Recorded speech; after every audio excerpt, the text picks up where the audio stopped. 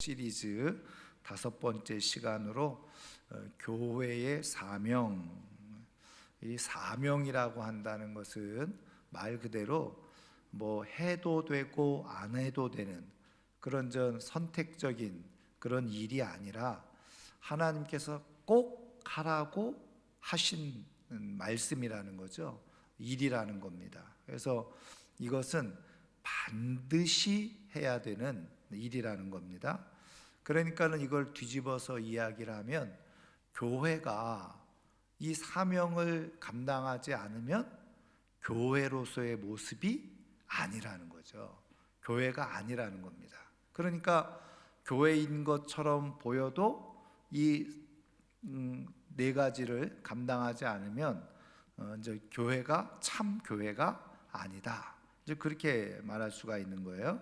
자, 그러면 첫 번째 하나님 말씀의 선포가 있는 것이 바로 교회라는 거죠. 선포가 있어야 된다는 겁니다. 그래서 사실은 이거를 헬라어로 캐리그마 이렇게 얘기를 하죠. 자, 사도행전 2장 14절과 22절 같이 읽겠습니다. 베드로가 11사도와 함께 서서 소리를 높여 이르되 유대인들과 예루살렘에 사는 모든 사람들아, 이 일을 너희로 알게 할 것이니 내 말에 귀를 기울이라. 이스라엘 사람들아, 이 말을 들으라. 너희도 아는 바와 같이 하나님께서 나사렛 예수로 큰 권능과 기사와 표적을 너희 가운데서 베푸사 너희 앞에서 그를 증언하셨느니라. 아멘.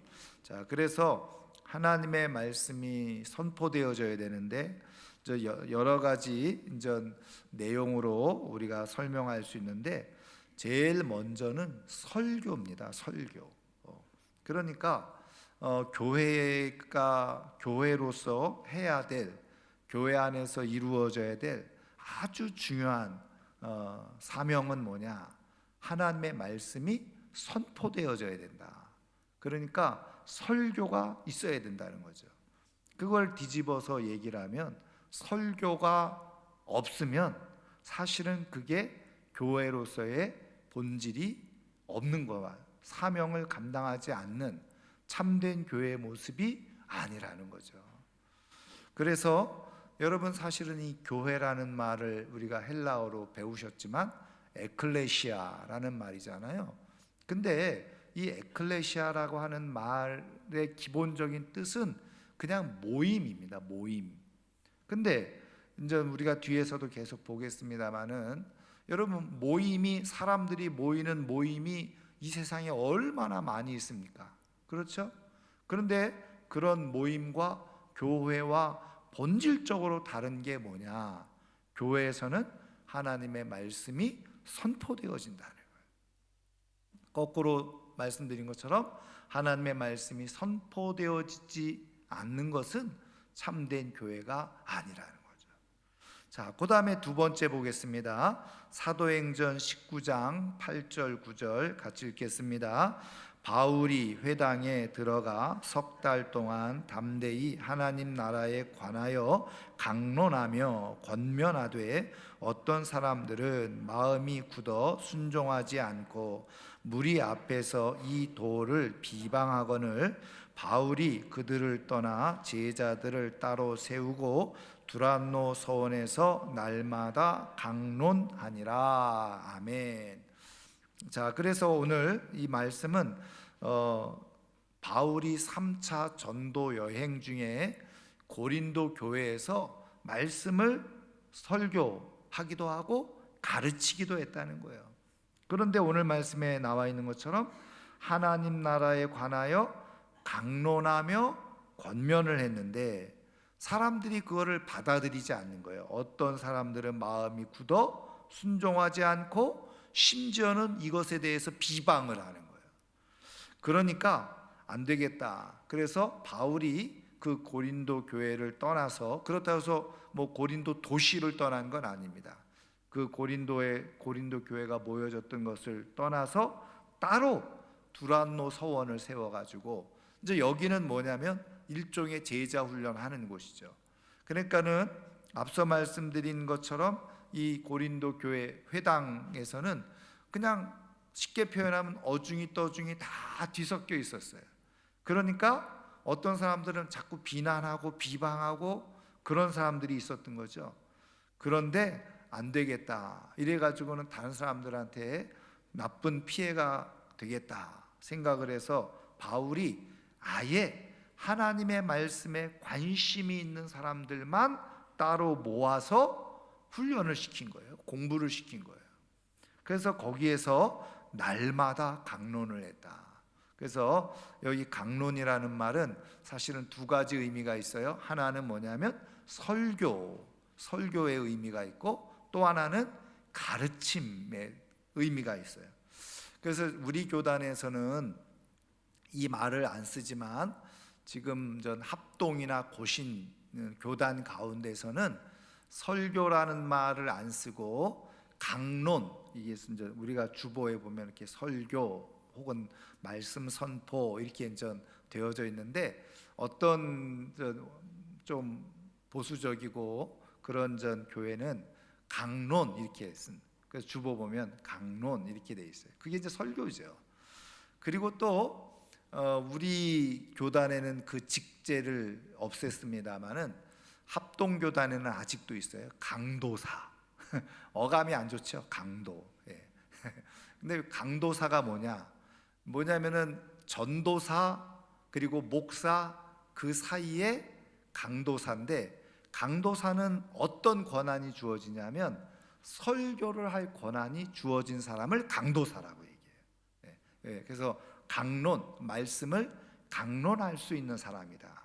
그래서 저는 물론 우리는 지금 전도사님도 다 설교하고 하잖아요.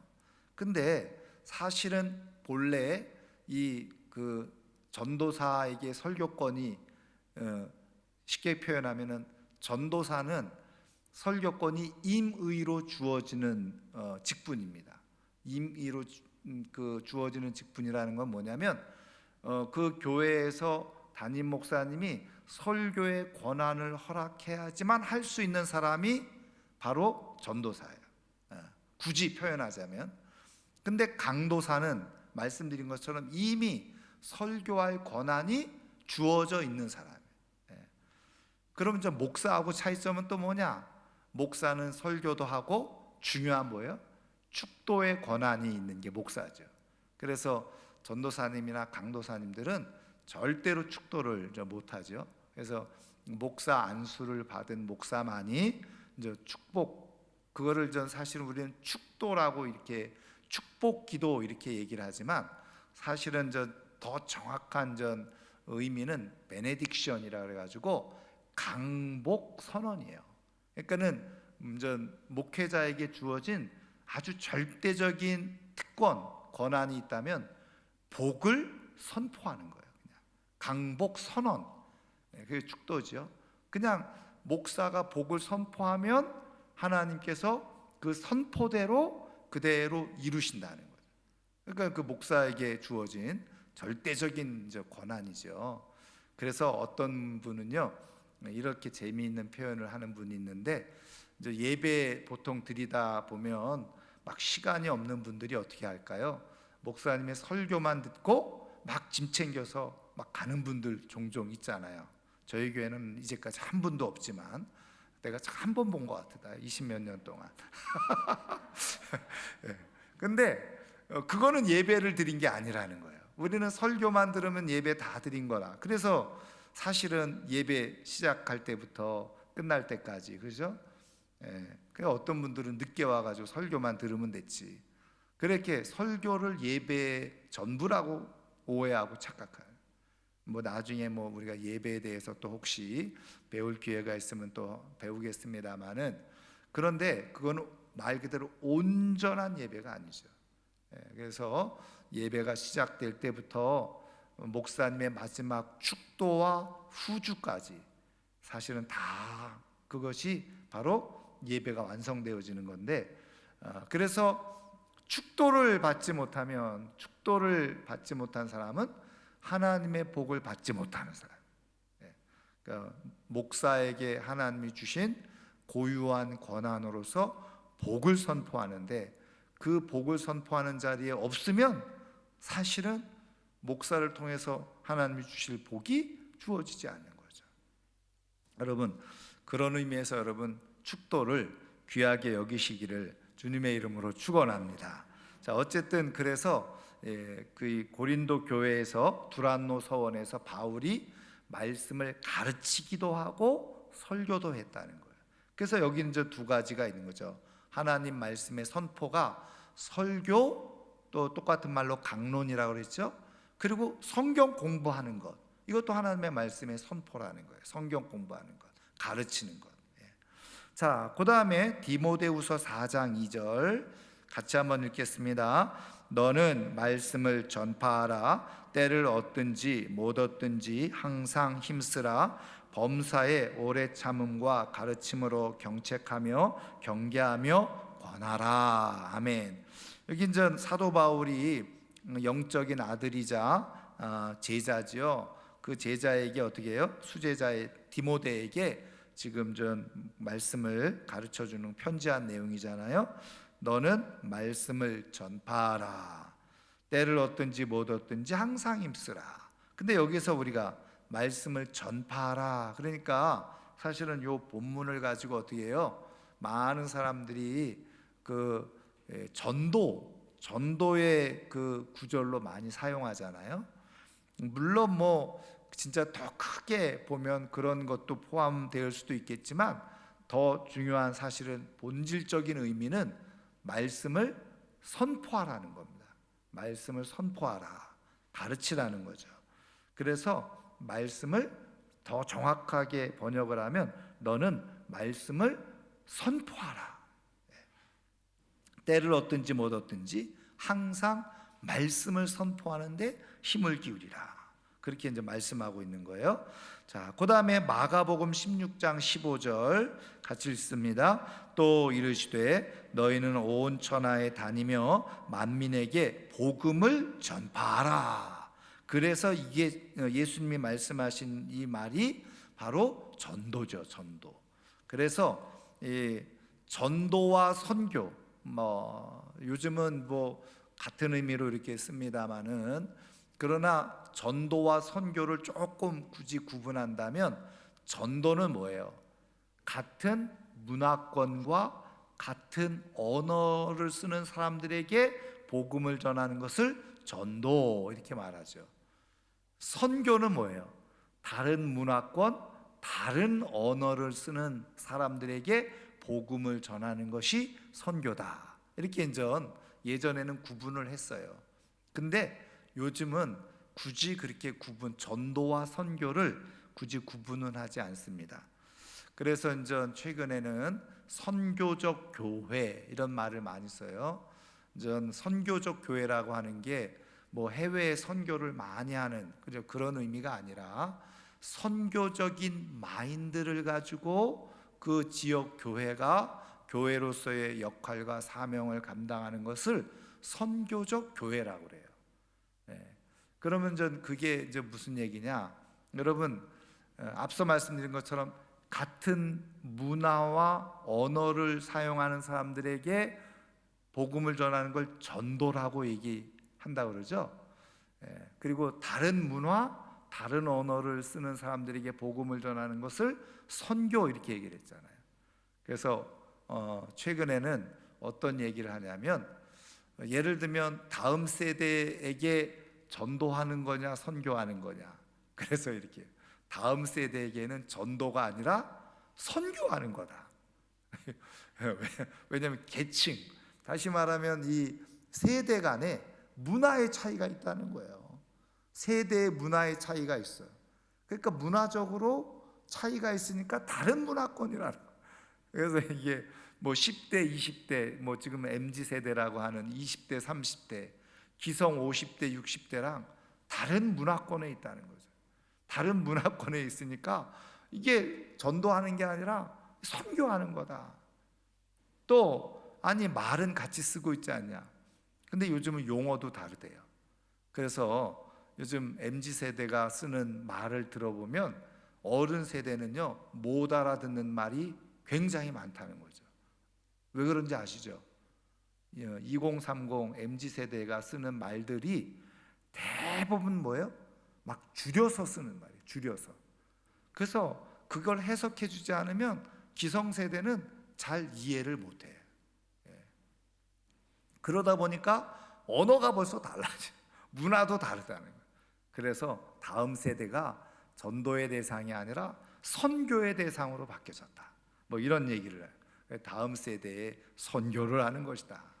근데 어쨌든 지금 말씀드리려고 하는 것은 지금 하나님의 말씀의 선포가 교회를 통해서 교회의 중요한 사명인데 설교, 교육이죠. 가르치는 것, 전도와 선교, 그게 다 지금 하나님의 말씀을 선포하는 것에 포함되어져 있다는 거예요. 자, 그러면 이 하나님 말씀의 선포의 핵심적인 주제는 뭐냐? 뭐가 빠지면 안 되냐? 예수 그리스도가 우리의 구원자이시라는 것. 그리고 지금 사도 바울도 어떻게 해요? 하나님 나라에 관하여서 가르쳐줬다. 하나님 나라에 대해서 말씀 가르치는 거예요. 그것이 바로 설교와 전도와 선교의 또 교육의 아주 중요한 기본, 중심이라는, 핵심이라는 거예요. 그것이 가르쳐져야지만 제대로 된 하나님의 말씀이 선포되어지는 것이다. 그렇게 말할 수가 있다는 겁니다. 자, 어쨌든 교회가 감당해야 될 중요한 사명이 바로 하나님의 말씀을 선포하는 것이다. 설교와 교육과 전도와 선교, 이게 이루어져야 된다는 거예요.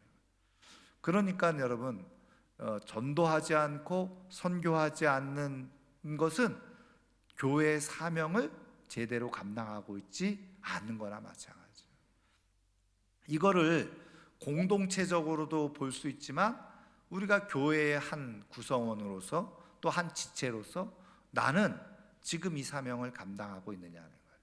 나는 교회로서 내가 이 사명을 지금 감당하고 있느냐, 내가 전도, 선교 이걸 감당하고 있느냐는 거죠. 그런 부분에서 한번 우리가 잘 우리를 살펴볼 필요가 있다는 겁니다. 자, 그 다음에 두 번째는요, 성례전 집행입니다. 성례전은 뭐냐? 자, 사도행전 2장 42절 같이 읽습니다. 그들이 사도의 가르침을 받아 서로 교제하고 떡을 떼며 오로지 기도하기를 힘쓰니라. 아멘. 여기서 떡을 떼었다는 게 그냥 음식, 떡 먹었다, 그게 아니라 이게 바로 성찬식을 의미하는 거예요. 성찬식. 그래서 교회의 중요한 사명은 성찬을 행하는 거죠. 자, 고린도전서 11장 23절부터 26절 같이 읽겠습니다. 내가 너에게 전한 것은 주께 받은 것이니 곧 주 예수께서 잡히시던 밤에 떡을 가지사 축사하시고 떼어 이르시되 이것은 너희를 위하는 내 몸이니 이것을 행하여 나를 기념하라 하시고 식후에 또한 그와 같이 잔을 가지시고 이르시되 이 잔은 내 피로 세운 새 언약이니 이것을 행하여 마실 때마다 나를 기념하라 하셨으니 너희가 이 떡을 먹으며 이 잔을 마실 때마다 주의 죽으심을 그가 오실 때까지 전하는 것이니라. 아멘. 사도 바울이 고린도 교회에 말씀을 편지를 하면서 바로 주님께서 행하셨던 것, 주님께서 가르쳐 주셨던 이 성찬에 대해서 말씀해 주고 계시죠. 자, 그래서 이 성찬이 가지고 있는 중요한 의미가 뭐냐? 성찬. 그래서 여기에서 예수님께서도 우리가 말씀드린 것처럼 이것을 가지고 뭐예요? 나를 기념하라 하셨다. 기념한다는 건 기억하라는 거예요. 기억하라. 그러니까는 예수님을 기억하라는 거죠. 이 성찬을 행함으로. 자, 그래서 여러분 이 성찬에 대한 교리가 해석이 네 가지로 제가 한번 예전에 말씀을 드린 적이 있는지 모르겠는데 네 가지입니다. 그래서 카톨릭 교회는 이 성찬, 다시 말하면 이 떡과 포도주를 화채설이라고 얘기해요. 제가 말씀드린 것처럼 그 얘기는 뭐냐면 떡과 포도주를 가지고 사제가, 신부가 기도를 드리는 순간에 이 떡 그리고 이 포도주가 진짜 예수님의 살과 피로 바뀌어진다는 거예요. 변화된다. 그래서 변화할 화자죠. 몸체자. 그래서 바뀐다는 거예요, 완전히. 그래서 제가 지난 시간에도 한번 말씀드렸잖아요. 가톨릭 교회는 떡만 주고 포도주는 안 준다 그랬죠. 그래서 사실은 굳이 말하면 그 반쪽 성찬이죠. 온전한 성찬이 아닙니다. 근데 왜 포도주를 안 준다 그랬어요? 네, 다 까먹으셨죠. 네, 그래서 제가 이렇게 자신 있게 자꾸 얘기하는 떡도 우리는 이렇게 장로님들이 이렇게 돌리면 내가 그냥 이렇게 먹잖아요. 그런데 카톨릭은 어떻게 해요? 가서 보신 분들 아시겠지만 사제가, 신부가 앞에 딱 있으면 딱 줄 서서 나오죠. 그리고 입을 벌려. 그럼 그 입 안에다 신부가 떡을 넣어줍니다. 그리고서 돌아가죠. 왜 그런지 아세요? 떡은 왜냐하면 기도하는 순간에 예수님의 몸이잖아요. 근데 내가 이렇게 짚다가 땅에 떨어져. 그 예수님의 진짜 몸이 땅에 떨어진 거잖아요. 더럽혀지는 거지. 그러니까 그런 실수를 하지 않도록 하기 위해서 와가지고 입에다 그냥 넣어주는 거예요. 그런 맥락에서 포도주도 마찬가지예요. 포도주도 받다가 흘리면 안 되잖아요. 그래서 제가 얘기했죠. 옛날에 유리컵에다가, 유리잔에다가 다 받았는데 미끄러져가지고 떨어졌어.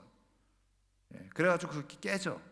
그럼 포도주도 땅에, 그 바닥에, 유리잔도 깨지고, 그러면 그게 진짜 예수님의 피기 때문에 그렇게 버려지면 안 되는 거예요. 그러면 뭐 했어요? 신부가 그걸 다 핥아야 돼요. 핥아서 먹어야 됐어요. 그러면은 뭐 예를 들면 그냥 포도주만 떨어졌다 그러면 그나마 그래도 그건 괜찮았겠죠. 근데 유리가 깨져 버렸어요. 그럼 어떻게 되겠어요?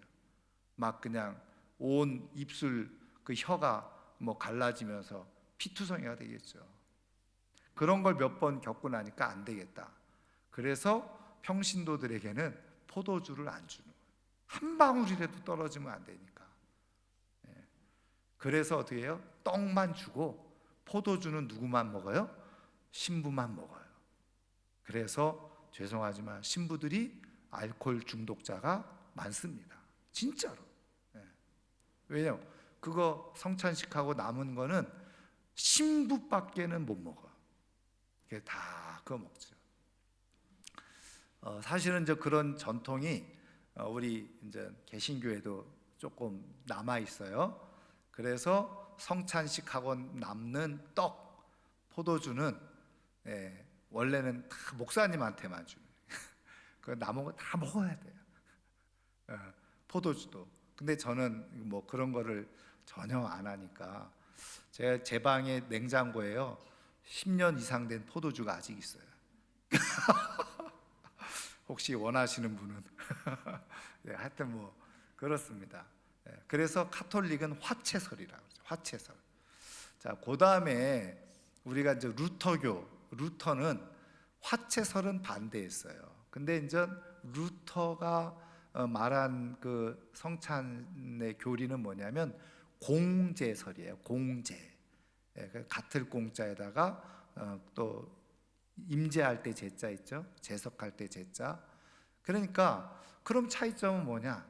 이게 그 기도하면요, 이제 예수님이 이 떡과 포도주가 진짜로 예수님의 살과 피로 그렇게 바뀌는 건 아닌데 그 떡과 포도주에 예수님이 같이 하신다는 거예요. 함께 하신다는 거예요. 진짜로 예수님이 함께 하신다. 그게 공제설인 거예요. 공제설. 근데 여러분 우리가 종교개혁자 그러면 루터, 칼빈을 얘기하잖아요.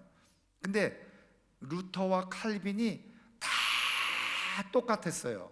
물론 대부분. 근데 결정적인 거 한 가지에서 하나가 되지 못했어요. 뭐냐? 바로 그 성찬에 대해서 의견이 갈렸죠. 그래서 루터는 공제설을 얘기한 거고, 그 다음에 이제 칼빈은 무슨 얘기를 했냐면 사실은 영적 임재설이라, 영적 임재. 근데 그 말이 사실은 비슷한 말이에요. 근데 이제 루터는 진짜 예수님의 몸, 진짜 예수님의 피로 함께한다, 이렇게 이해를 했고, 변화된 건 아니지만, 그런데 칼빈은 영적 임재설, 이게 아니라 영으로, 성령님으로 이 떡과 포도주에 영으로 함께 하신다는 의미다. 그게 진짜 예수님의 몸으로 피로 함께 하는 게 아니다.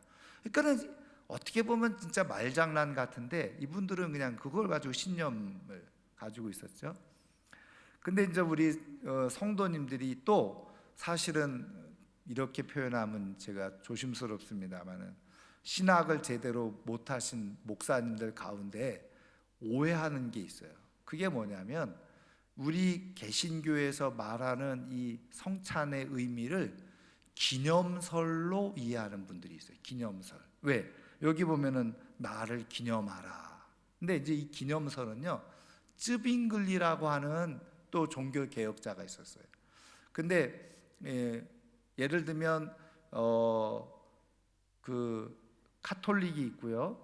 그다음에 카톨릭을 종교 개혁을 하면서 칼빈, 루터 이렇게 이제 했죠. 근데 여러분 종교 개혁을 하면서 여러분 그 개혁자들이 가장 많이 그 카톨릭을 공격한 것 중에 하나가 뭐냐면, 카톨릭에 가면은 그림이 많아요. 그리고 형상 같은 거를, 조각 같은 걸 많이 만들어 놨어요. 그래서 여러분 지금도 천주교 입구에 가면 누가 있어요? 마리아가 예수님 안고 있는 조각상이 있든지, 아니면은 그냥 마리아가 혼자 있는 조각상이 있든지, 이런 게 성당에 가면 항상 다 있죠. 그래서 카톨릭 신자들은 들어가면서 그 마리아 조각상 앞에서 이렇게 성호 긋고 들어가고, 이렇게 또 심지어는 그 앞에서 기도도 하는 사람도 있고 그러잖아요.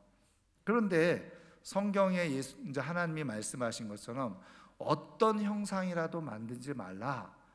그러니까는 사실은 종교개혁을 하면서 좀 급진적인 과격한 종교개혁자들은요, 카톨릭 교회가 가지고 있었던 모든 그림, 조각품, 부조 다 그거를 파괴시켜 버렸어요. 근데 사실은 우리가 미술학적으로 보면 굉장히 그게 고고학적인 가치들이 있는 거죠. 그러면 왜 성당에서는 그런 것들을 카톨릭 교회에서는 많이 만들어냈느냐 말씀드렸죠. 여러분 우리나라도요, 1970년대 이르러서 카톨릭 교회, 천주교 교회의 성경이 만들어졌어요. 우리나라 말로 된 성경이. 그것도 우리 개신교 신학자들하고 카톨릭 신학자들하고 같이 모여서 성경을 번역했는데, 그게 일명 공동 번역 성경이에요. 근데 그게 언제 만들어졌다고요? 1970년대 그게 번역서가 만들어졌어요. 그럼 그전에는 우리나라 카톨릭 교회가 선교 200년이 넘었는데 카톨릭 교회는 성경책이 있었느냐? 우리말로 된 성경책이 없었어요. 카톨릭 교회는 없었어요. 그러면 뭘 도대체 했느냐? 그냥 교리 같은 거 공부시키고, 그리고서 라틴어로 되어 있었죠. 라틴어. 그래서 카톨릭 교회에서는요, 라틴어로 설교를 했어요. 강론을 했죠. 그러니까 절대 여러분 카톨릭 교회 가면 설교가요, 신부님들이 강론하는 게 길지 않아요. 5분 10분도 안 돼. 그래서 이 신부님들을 만나면 개신교의 목사님들을 놀라워하는 것 중에 하나가 뭐냐면, 어떻게 그렇게 설교를 30-40분씩 할 수 있냐는. 그리고 우리는 개교회마다 목사님들이 다 설교 준비 각자 해가지고 하잖아요. 근데 카톨릭 교회는 로마 교황청으로부터 설교가 다 내려와. 그래서 나쁜 의미로 굳이 말하면 성경 연구할 필요가 없어요. 왜? 그것만 가지고 와서 그냥 강론 그냥 읽기만 하면 되는 거예요. 그래서 요즘은 신부님들 중에는 우리 개신교의 영향을 받아서, 왜냐면은 성경 공부하기를 원하는 사람들이 있으니까, 그래서 성경을 연구해서 가르치는 사람들도 신부님들도 있지만, 상당수 많은 신부님들은 죄송하지만 교리만 알고 있어요. 교리, 자기네들이 가지고 있는 카톨릭 교리. 그래서 카톨릭 교회는 요즘은 모르겠습니다만 전에는 성경 읽으라고 말을 안 해요. 그럼 뭐 할까요? 교리 공부만 시키면 끝이에요. 그리고 와가지고 예배만 잘 드리면 된다, 그런 거죠. 근데 말씀드린 것처럼 라틴어로 하니까 무슨 말인지 일반 성도들은 하나도 못 알아듣는 거예요. 이게 뭐 말은 하는데 무슨 말인지 몰라요. 그럼 못 알아와서 우리는 예배드리나 그랬겠죠. 그러니까 와가지고 일어서라 그러면 일어서고, 앉으라 그러면 앉고, 나와서 떡 받아 먹으라면 떡 받아 먹고, 그리고서 뭐 막 라틴어로 막 얘기하고, 그리고서 마지막 끝났다 그러면 가는 거예요. 그러니까 사실은 무슨 말인지, 무슨 설교를 했는지 하나도 기억나는 게 없고, 성경도 안 읽고, 그러니까 만들어낸 게 뭐냐? 그림으로 다 보여준 거예요. 성경에 있는 내용을 그림으로 그려서 보여준 거예요. 글도 모르고 그러니까. 그리고 그림으로 다 만들어 놓고, 이렇게 벽화 같은데 부조로 만들어 놓고, 조각으로 만들어 놓고 다 이렇게 해 놓은 거예요. 근데 어쨌든 개신교 이렇게 종교 개혁을 하면서 이게 다 우상이다 그래가지고 그걸 다 성상을 다 부셔버렸죠. 사실 그래서 종교 개혁을 하면서 어떻게 보면은 우리 기독교 역사 속에서 있었던 정말 좋은 그림들 다 불태워지기도 하고, 또 그런 뭐 작품들 미술학적으로 보면 많이 훼손이 돼버렸죠. 그런데 말씀드린 것처럼 칼빈이나 루터는요 그렇게 심하게 하지 않았어요.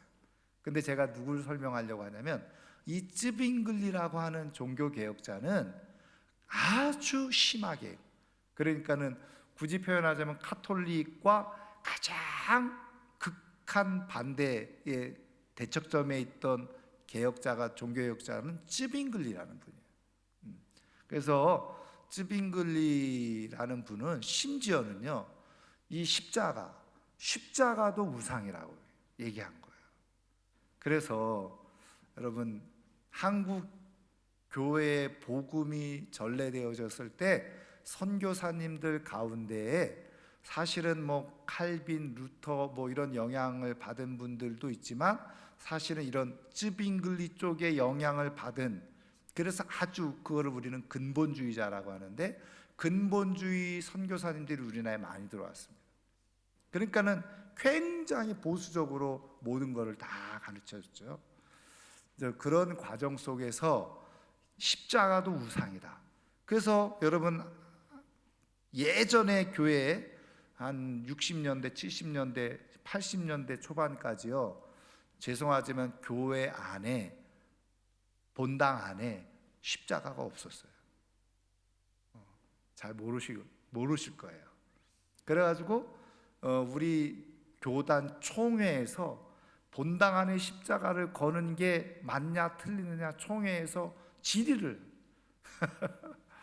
지금도 합동 측 교단, 고신 측 교단은요 십자가 못 걸게 돼 있을 거예요, 법으로. 근데 이제 우리 총회에서는 이거는 우상이 아니다. 그래서 그냥 교회의 형편에 따라서 걸어도 되고 안 걸어도 된다. 그냥 이거는 교회의 상징일 뿐이지, 이게 뭐 여기다 대고 뭐 절하고 여기다 대고 기도하는 건 아니니까 저거 십자가는 우상이라고 말할 수 없다. 이제 그렇게 우리 교단에서는, 그래서 이제 우리 교단 교회에서는 이제 이렇게 본당 안에 십자가를 해놓은 교회들이 상당수 많이 있죠. 근데 지금 합동이나 고신 교단도 본당 안에 이렇게 십자가를 해놓은 교회들이 이제는 더러더러 많이 생겨나고 있어요. 근데 정말 말씀드린 것처럼 전통 중요시하는 교회를 가보면 십자가 없습니다. 그리고 오래된 장로님들이나 이런 거를 전통을 고수하는 장로님들이 한 분이라도 계시면 십자가를 못 걸어요. 그 우상이라고 생각을 하기 때문에. 근데 이 쯔빙글리라고 하는 분이 이 성찬에 대해서 뭐라고 해석을 했냐면 기념설을 얘기한 거예요. 기념설. 그러니까 사실은 우리는 장로교의 창시자가 누구라고요? 칼빈이죠. 칼빈. 그래서 우리는 칼빈이 성경 해석한 걸 따라서 한다면 우리는 영적 임재설입니다. 영적 임재설. 그래서 우리가 떡과 포도주를 기도할 때 기도하고 영으로 예수님이 그 떡과 포도주에 영으로 함께하고 계시다. 그게 바로 우리 인전 장로교의 그런 성찬의 의미입니다. 어쨌든 그래서 우리는 사실은 조심스럽습니다만은 1년에 2번 하잖아요. 요것도 쯔빙글리의 영향인 거예요. 그러면은 칼빈은 뭐라고 얘기했느냐? 사실은 우리 장로교를 세운 칼빈은 성찬은 매주 해야 돼요. 성찬을 굉장히 중요하게 여겼습니다.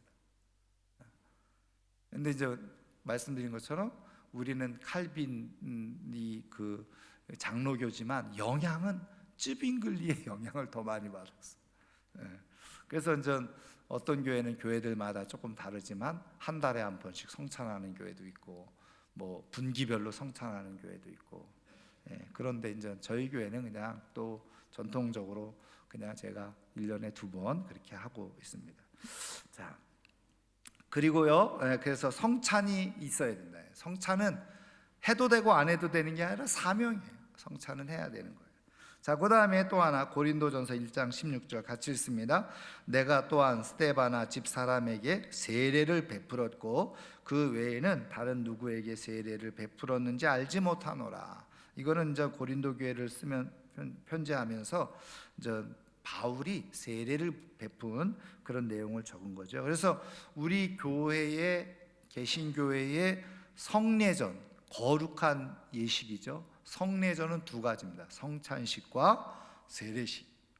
그런데 여러분 가톨릭 교회는 7성례를 얘기합니다. 7성례.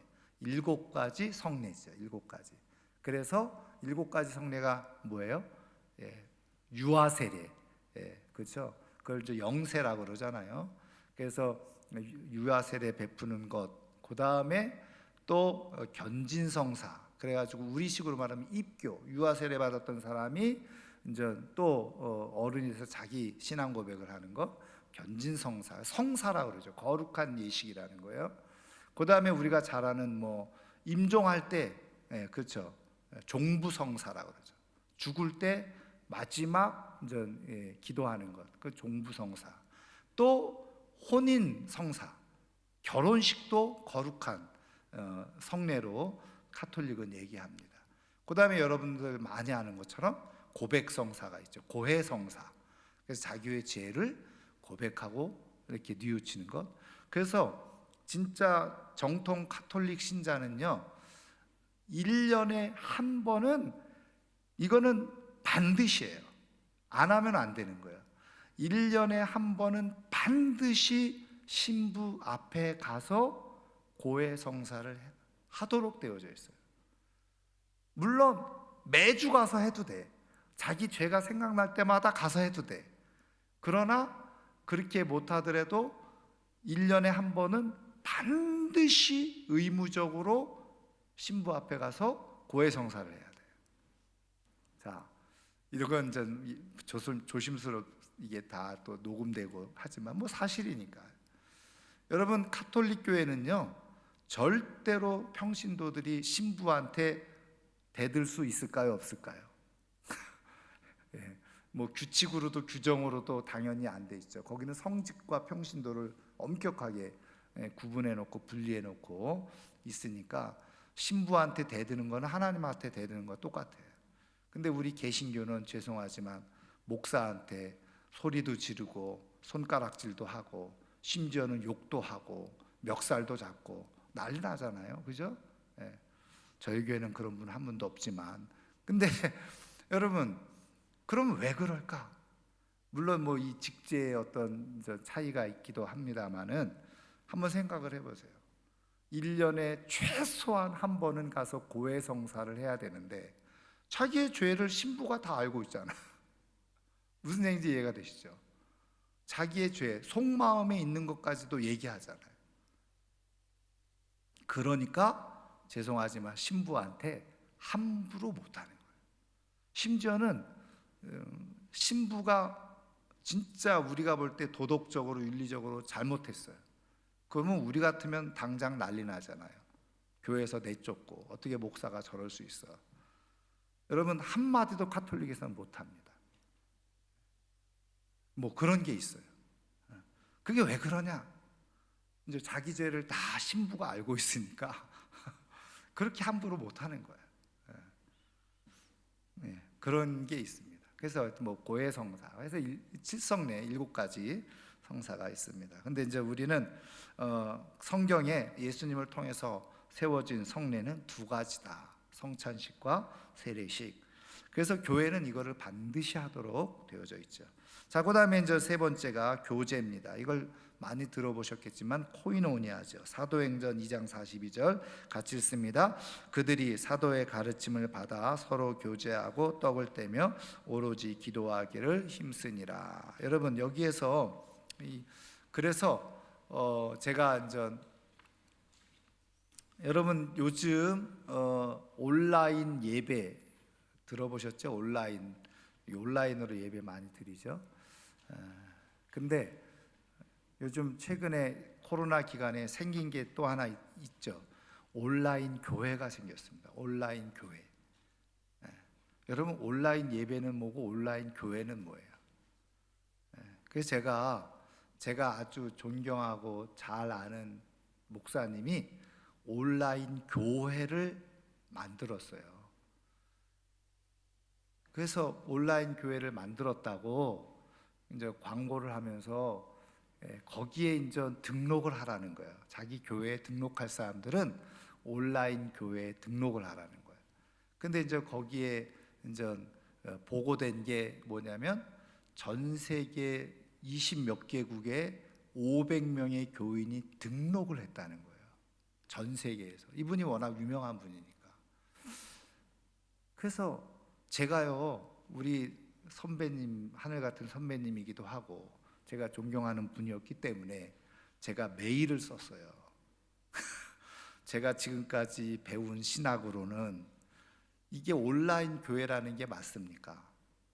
온라인 교회가 진짜 교회가 될 수 있습니까?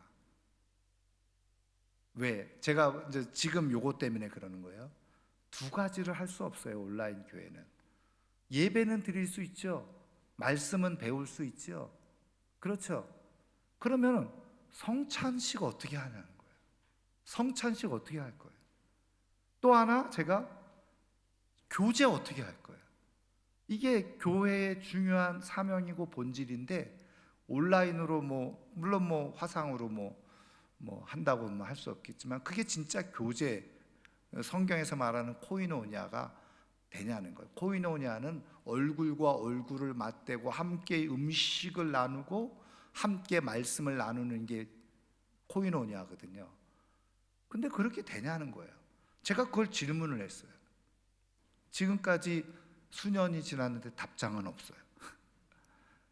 근데 어느 날 그분의 글을 이렇게 보다 보니까 온라인 교회를 하면서 자기가 고민이 하나 있다. 그러면서 교제가 안 되는 게 고민이다. 이렇게 써놓은 거예요. 그래서 그거를 커버하기 위해서 1년에 한 번씩 흩어져 있는 교인들이 와서 수련회를 하는 건 어떨까? 이렇게 써놨더라고요. 여러분, 그건 수련회지 교회의 중요한 사명인 교제는 아니잖아요. 수련회지 교제가 아니라는 거예요. 교제는 그래서 가까이 지역교회 안에서 가까이 늘 주고받고 서로 얼굴을 대하고 셀 모임을 갖고 이게 그 안에서 일어나는 게 교제거든요. 그래서 제가 이게 자꾸 이게 문명의 영향을 받아서 그런 본질을 자꾸 희석시키는, 제가 사실은 더 나쁜 말도 할 수 있는데 그러면 시험에 드실까 봐 제가 그 말은 안 하려고 그래요. 그런데 여러분, 그런 것을 잘 분별하지 못하면 자꾸 그런 거 유명한 목사님 말하면 그게 더 진리처럼 생각해, 착각하는 거죠. 분별이 안 되는 거예요. 제가 더 나쁜 말도 할 수 있는데 그 말은 안 하고요. 여러분 그래서 사실은 성경을 잘 알고, 그래서 신학이 중요하다는 거예요. 그게 안 돼 있으면, 정리가 안 돼 있으면 뭐 유명한 사람이 하면 다 맞는 줄 알아요. 내가 어떤 분 얘기도 하고 싶지만 안 하겠습니다. 여러분들이 이름 대면은 그분 설교도 잘하고 굉장히 훌륭한 분인데, 근데 제가 볼 때 신학적으로 문제도 있어요. 어쨌든 그래서 교회는 진짜 교회, 이게 해도 되고 안 해도 되는 게 아니라 말씀드린 것처럼 사명이기 때문에 반드시 해야 되는 거예요. 교제 반드시 해야 되는 거예요. 그러니까 제가 말씀드린 것처럼 온라인으로 예배만 드리는 사람이 진짜 교회 아니죠. 그리고 또 이거는 진짜 우리가 잘 새겨야 들어야 되는데, 그럼 와가지고 예배만 살짝 드리고 가. 그리고 교인들하고 하나도 소통이 안 되고 교제가 안 돼. 그러면 진짜 그게 교회의 모습이냐는 거예요. 아니라는 거예요. 그냥 나는 혼자 와서 예배만 살짝 드리고 간다? 그게 진짜 교회의 모습은 아니고 교회의 사명을 감당하고 있는 것도 아닌 거예요. 그럼 교회가 되려면, 교회로서의 사명을 제대로 지키려면 와서 예배도 드리고 성도들 간에 서로 음식도 먹고 차도 나누고 말씀에 대한 이야기도 나누고, 그래서 셀 모임이 돼야 된다는 거예요. 그냥 임의로 그냥 사람들 조금씩 모여서 그냥 묶어놓기 위해서 셀을 하는 게 아니라 거기에 진짜 교제가 일어나도록 하기 위해서, 그게 바로 교회의 사명이라는 거예요. 자, 그래서 여러분 두 번째 요한일서 1장 3절 보세요. 요한일서 1장 3절 같이 읽습니다. 우리가 보고 들은 바를 너희에게도 전함은 너희로 우리와 사귐이 있게 하려 함이니 우리의 사귐은 아버지와 그의 아들 예수 그리스도와 더불어 누림이라. 사도 요한이 이 편지를 쓰면서 어떻게 해요? 우리는 누구죠? 사도 요한, 사도들이죠. 지도자들이 보고 들은 바를 너희에게 전했어. 사람들에게, 그렇죠? 예수 그리스도를 전했단 말이에요. 그래서 그것을 통해서, 그 복음을 통해서 사도들과 또 다른 사람들이 사귐, 코이노니아, 말씀의 교제가, 소통이 이루어지도록, 그렇게 연결되어지도록, 그리고 그 사귐은 누구와? 아버지와 예수 그리스도와 함께하는 사귐이라는 거예요. 그래서 예수 믿는 사람들이 함께 모여서 음식을 먹고 차를 마시고 대화를 하는데, 거기에 복음이 들어가 있고 간증이 들어가 있고 말씀에 대해서 이야기를 하는 게 진짜 사귐이라는 거예요. 코이노니아가 이루어진다는. 그래서 셀 모임을 하는 거예요. 그냥 대충 그냥 묶어 놓으려고 셀을 하는 게 아닙니다. 그래서 우리가 교회의 사명을 제대로 알면 셀을 아주 잘, 이거는 교회의 사명이지, 교회로서 해야 될 일이지, 그리고서 열심히 셀 모임을 하는 거예요. 그러니까는 그게 안 되면은 어떻게 해요? 다른 생각 가지고 모이려고 하지 않는 거죠. 그리고 성도들과 부딪히려고 하지 않는 거예요. 왜? 상처받으니까. 그럼에도 불구하고 거기 안에 사귐이 일어나고 교제가 있어야지 진짜 교회의 모습이라는 거죠. 그 다음에 마지막 네 번째, 봉사입니다. 디아코니아라고 하죠. 자, 에베소서 4장 11절 12절 같이 읽습니다. 그가 어떤 사람은 사도로, 어떤 사람은 선지자로, 어떤 사람은 복음 전하는 자로, 어떤 사람은 목사와 교사로 삼으셨으니 이는 성도를 온전하게 하여 봉사의 일을 하게 하며 그리스도의 몸을 세우려 하심이라. 자, 베드로전서 4장 10절 11절 같이 읽습니다. 각각 은사를 받은 대로 하나님의 여러 가지 은혜를 맡은 선한 청지기 같이 서로 봉사하라. 만일 누가 말하려면 하나님의 말씀을 하는 것 같이 하고, 누가 봉사하려면 하나님이 공급하시는 힘으로 하는 것 같이 하라. 이는 범사의 예수 그리스도로 말미암아 하나님이 영광을 받으시게 하려 함이니 그에게 영광과 권능이 세세에 무궁하도록 있느니라. 아멘. 자, 그래서 여기 디아코니아는 두 가지입니다. 하나는 교회 내에서 서로 섬기는 거죠. 그래서 주어진 직분과 은사를 따라서 교회를 세우기 위해서 나를 헌신하고 희생하는 것, 이게 바로 봉사죠. 저는 그거를 교회 내의 봉사. 근데 제가 성경 구절을 더 안 했습니다만은 예수님의 가르침을 따라서 어떻게 해요? 교회 밖의 봉사도 있는 거죠. 그래서 예수 그리스도의 이름을 가지고, 그리고 어려운 사람들, 밖에 있는 어려운 사람들을 돕는 것, 이것도 바로 디아코니아라는 거예요. 그래서 교회는 1차적으로는 우리가 이제 지난 시간에 갈라디아서 6장에서 우리가 말씀 나눈 것처럼 이제 섬기려고 할 때 1차적으로는 어떻게 해요? 열심히 선한 일을 하는데 그걸 이제 심는다 그랬죠. 심은 대로 거둔다. 그 선한 일을 열심히 심는데 1차적으로는 어떻게 해요? 말씀을 가르치는 자와 좋은 것을 함께 나누는 것. 그게 선한 일이고 좋은 것을 심는 거라는 거예요.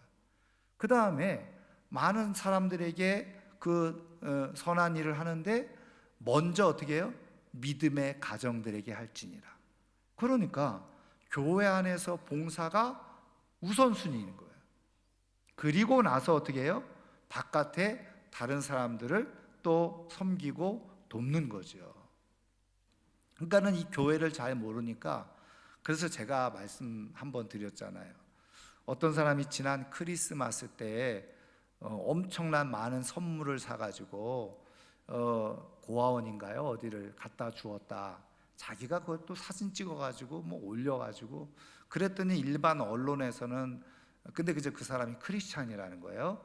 그래서 야, 진짜 크리스찬이다 뭐 이러면서 막 박수치고 그랬는데, 거기에 나중에 이제 나온 얘기가 뭐냐면 교회에다 드릴 11조를 하지 않고 11조를 모아서 자기가 어려운 사람들에게 썼다는 거예요. 그러니까 사사시대처럼 자기 소견에 옳은 대로 하는 거예요.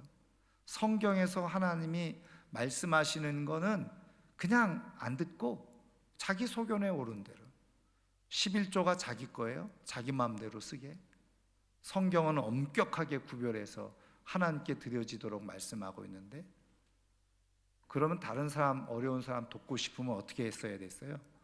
11조는 하나님께 드리고, 그리고 다른 것을 가지고 그래서 섬겼어야죠. 저는 그렇게 믿어요. 그리고 그걸 선하게, 세상 사람들은 하나님을 모르고 하나님을 알지 못하고 교회가 뭔지도 모르니까 당연히 박수치죠. 왜? 그걸 선한 일을 했다라고 생각하잖아요. 근데 성경을 여러분 가만히 보시면 그렇게 말씀해주고 있지 않다는 거예요. 먼저 교회 안에서 선한 일을 하고 그 다음에 세상에서 선한 일을 하라는 거예요. 여러분 봉사도 마찬가지예요. 그래서 여러분 종종 조심스러운 것 중에 하나, 교회 봉사는 안 하면서 바깥에서 자기 이름 내기 위해서 봉사하는 사람들 있죠. 저는 하나님이 그거 별로 기뻐하지 않으실 거라고 저는 확신합니다.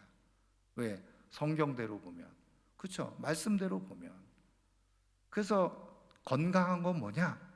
교회에서도 잘 섬기고 또 시간이 나고 또 내가 재력, 능력이 있어서 바깥에서도 잘 섬기면 그거는 100점짜리라고 할 수 있어요.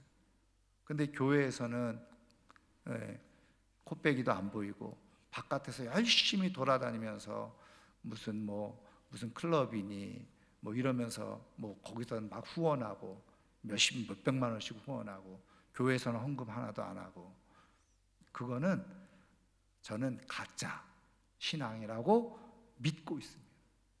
여러분 봉사도 교회 안에서 하고 바깥에서도 하고, 그러면 하나님이 기뻐하시는 봉사가 되어지는데, 교회의 중요한 사명은 봉사다.